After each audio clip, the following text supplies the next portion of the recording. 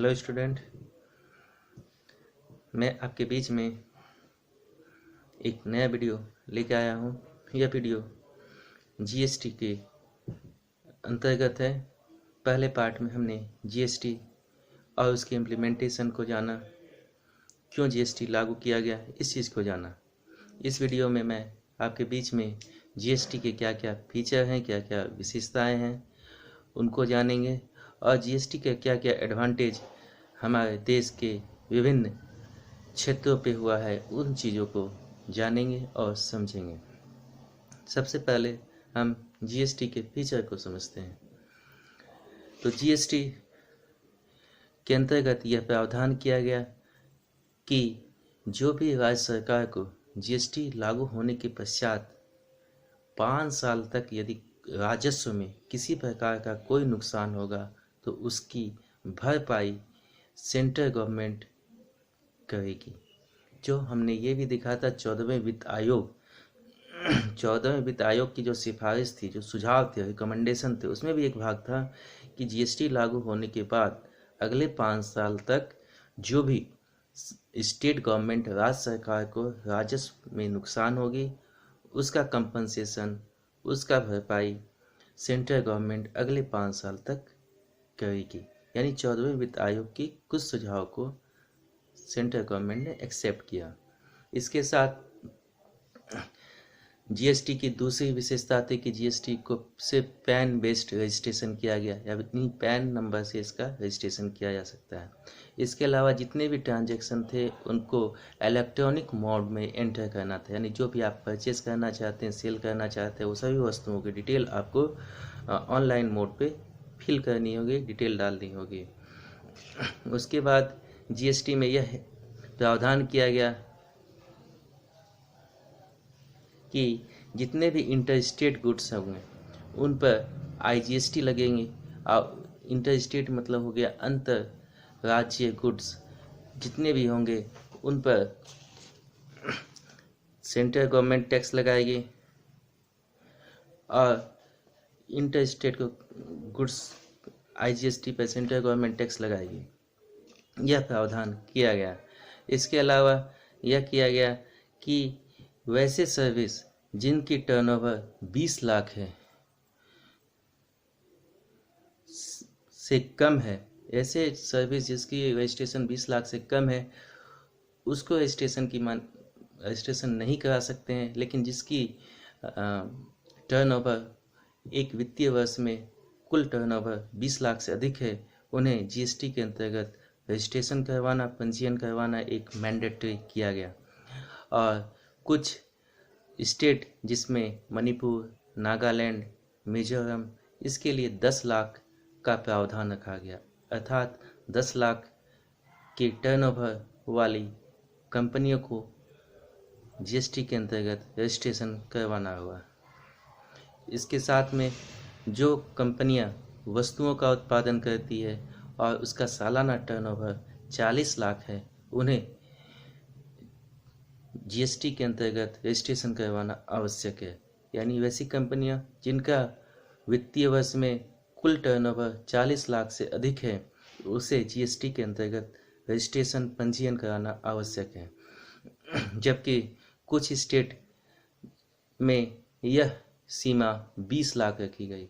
वैसे स्टेट हैं north east के जो स्टेट होते हैं, जैसे अरुणाचल प्रदेश, मणिपुर, मेघालय, नागालैंड, मिजोरम, सिक्किम, इसमें यह प्रावधान किया गया। इसके अलावा कुछ उत्तराखंड, तेलंगाना, पुडुचेरी में 20 लाख का प्रावधान रखा गया कि 20 लाख तक की जिन कंपनियों की एक वित्तीय वर्ष में कुल टर्नओवर है, उनको कुल 20 लाख से यदि अधिक है एक वित्तीय वर्ष में टर्नओवर, तो उन्हें रजिस्ट्रेशन करवाना आवश्यक है। इसके अलावा इसमें किया गया कि रजिस्ट्रेशन जो भी करवाया जाएगा उसको 3 दिन के अंदर डीम रजिस्ट्रेशन मान लिया जाएगा। Deem registration within 3 working day, यानी 3 दिनों के अंदर उसको एक रजिस्ट्रेशन नंबर दिया जाएगा। उसके बाद प्रत्येक वस्तु और सेवाओं में इनपुट टैक्स क्रेडिट अवेलेबल होगा। यानी इनपुट टैक्स क्रेडिट और यानी वस्तु की खरीद पर जो इनपुट टैक्स क्रेडिट बहुत सी वस्तु पे नहीं मिल पाता था वैट के समय में और एक्साइज ड्यूटी के समय में, तो जीएसटी में यह एक मुख्य फीचर दिया गया, मुख्य प्रावधान किया गया कि प्रत्येक वस्तु की खरीद पर इनपुट टैक्स क्रेडिट मिलेगा। इसके बाद इसमें मंथली रिटर्न और एनुअल रिटर्न की व्यवस्था की गई, जिसमें ऑटो कैलकुलेशन होगा और टैक्स पेयर्स को क्वार्टरली रिटर्न फाइल करनी होगी। रिटर्न ऑटोमेटिक जनरेट करेगा। इसके अलावा इसमें यह भी प्रावधान किया गया चूँकि जीएसटी एक नई टैक्स व्यवस्था है, इसलिए जो भी जीएसटी के प्रैक्टिशनर हैं उनको असिस्ट किया जाएगा, उनको सहायता दी जाएगी, उनको मदद की जाएगी ताकि जीएसटी को स्मूथली अच्छे ढंग से देश की अर्थव्यवस्था में लागू किया जा सके। यानी जितने भी टैक्स में प्रैक्टिस करते हैं उन्हें मदद की जाएगी और उन्हें फैसिलिटेट किया जाएगा, उन्हें सुविधा प्रदान की जाएगी। इसके अलावा कई जीएसटी सुविधा प्रोवाइडर जिसको जीएसपी कहते हैं उसको खोला जाएगा। यानी जीएसटी सुविधा प्रोवाइडर को खोलने की भी व्यवस्था जीएसटी के अंतर्गत की गई। जीएसटी के अंतर्गत जो भी टैक्स का डिपॉजिट है उससे NEFT, RTGS, debit card, credit card या काउंटर किसी भी व्यवस्था के अंतर्गत डिपॉजिट किया जा सकता है।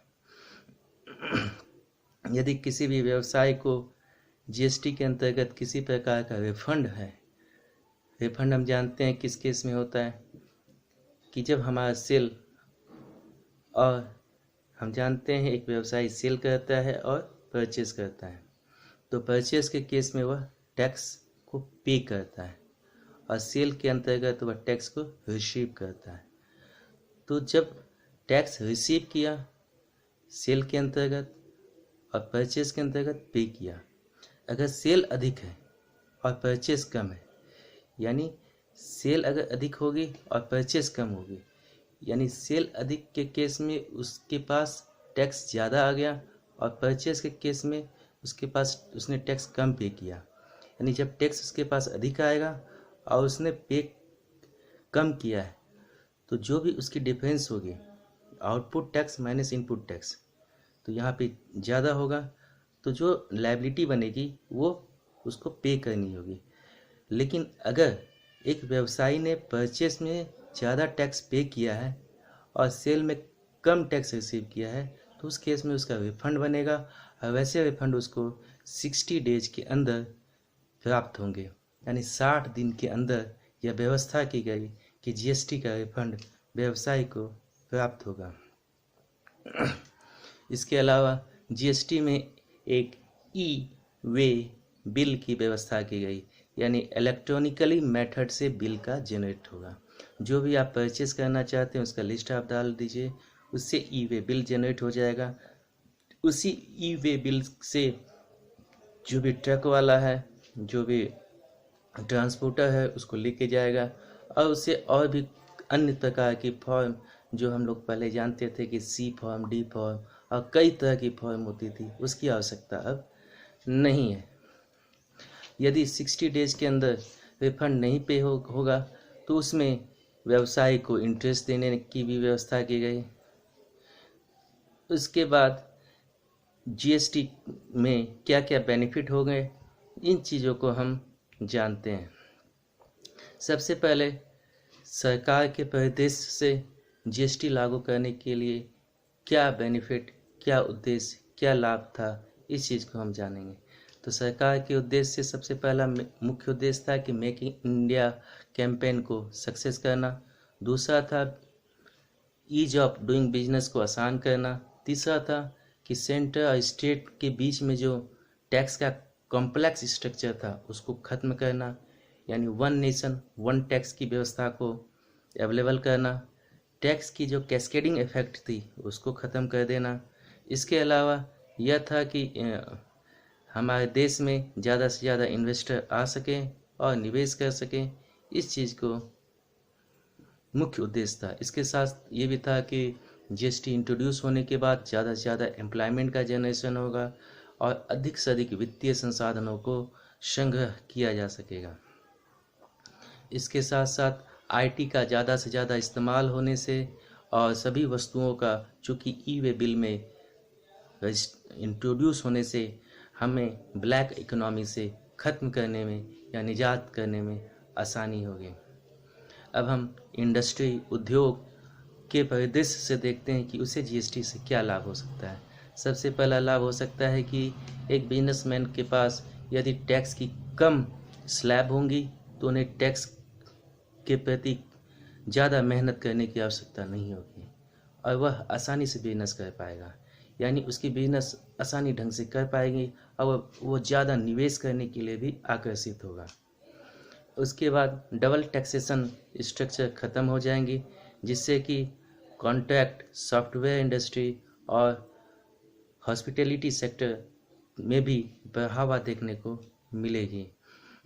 अब यदि सभी वस्तुओं और सेवाओं पे इनपुट टैक्स क्रेडिट मिलेगी तो डेफिनेटली ये हम समझ सकते हैं कि व्यवसाय ज़्यादा से ज़्यादा मोटिवेट होगा और व्यवसाय के प्रति आकर्षित होगा। रिफंड में यह व्यवस्था की गई कि 60 दिन के अंदर रिफंड की जाएगी, नहीं तो ब्याज मिलेगा। तो ये सभी चीज़ एक तरह का एक सोप है, यानी एक तरह का एक व्यवसायियों को दिया जाने वाला एक मिठाई कह सकते हैं या एक बेनिफिट है, जिससे कि व्यवसाय ज़्यादा से ज़्यादा आकर्षित हो और वस्तु और अर्थव्यवस्था में निवेश करे। इसके अलावा जब हम उपभोक्ता के परिदृश्य से देखते हैं तो उपभोक्ता को यह लाभ होगा कि वस्तु उसे सस्ती मिल पाएगी और वह कई तरह के टैक्स को पे करने से बच जाएगा। इसके अलावा हम देखेंगे कि अगर टैक्स कम पे करना होगा, वस्तु की कीमतें कम हो जाएगी, तो हमारे देश में डेफिनेटली लोगों की परचेसिंग पावर, जिसको क्रय शक्ति होती है, उसमें वृद्धि देखने को मिलेगी, यानी वस्तुओं की मांग में वृद्धि होगी। वस्तु की मांग में वृद्धि होने से उत्पादन में वृद्धि होगी और देश की अर्थव्यवस्था एक विकास की गति को ले पाएगा। इसके अलावा कंज्यूमर की परचेसिंग पावर इंक्रीज होगी, तो हम कह सकते हैं कि वो बहुत सी ऐसी वस्तुओं जिसे नहीं खरीद पाता था अब उसे खरीद पाएगा, या उनकी मात्रा यदि कम खरीदता था तो वो अब अधिक खरीद पाएगा। यानी लोगों में एक निर्धनता की जो सीमा है उसको किसी हद तक कम किया जा सकेगा। स्टेट के पास यह बेनिफिट था कि उसे 5 साल तक यदि जीएसटी में नुकसान होगा तो उसका कंपनसेशन, उसका भरपाई सेंटर देने के लिए तैयार था। इसके अलावा उसके पास एक बहुत सी वस्तुओं पर टैक्स लगाया गया, जिससे कि उसकी आमदनी में वृद्धि होने की चांस थी और उसके राज्य में कई तरह के इन्वेस्टर आएंगे, निवेश होंगे, यह भी एक चांस है। इसके अलावा सरकार, हम जब पिछले बजट में देखेंगे तो सरकार ने जब बजट पेश किया तो उसमें उन्होंने यह पेश किया कि जीएसटी इंट्रोड्यूस होने के बाद वस्तुओं की कीमत में बहुत हद तक कमी आई, सरकार के राजस्व संग्रह में इंक्रीज हुआ, बहुत से लोगों का जो घर का एक्सपेंसेस है, घर की जो खर्च है उसमें कमी आई, जैसे भोजन में खर्च कमी आई, एंटरटेनमेंट में कमी आई, एंटरटेनमेंट में जो खर्च था, भोजन में जो खर्च था, उसमें कई हद तक कमी आई। इसके अलावा सरकार ने कई वस्तुओं जो पहले 18% के स्लैब में था उसे हटाकर 12% पे किया। तो हमने देखा कि जीएसटी एक हमारे देश में इंट्रोड्यूस किया गया और इस इंट्रोड्यूस का मकसद हमारे देश के में जो टैक्स की एक कम्प्लेक्स ढांचा थी, एक ऐसी ढांचा थी जो देश की व्यवस्था को कमज़ोर करती थी, निवेश को हतोत्साहित करती थी, उसे खत्म किया गया और एक सिंपल टैक्स स्ट्रक्चर को लाने की व्यवस्था की गई, जिसे हम लोग GST, goods and service tax के नाम से जानते हैं। थैंक यू, धन्यवाद।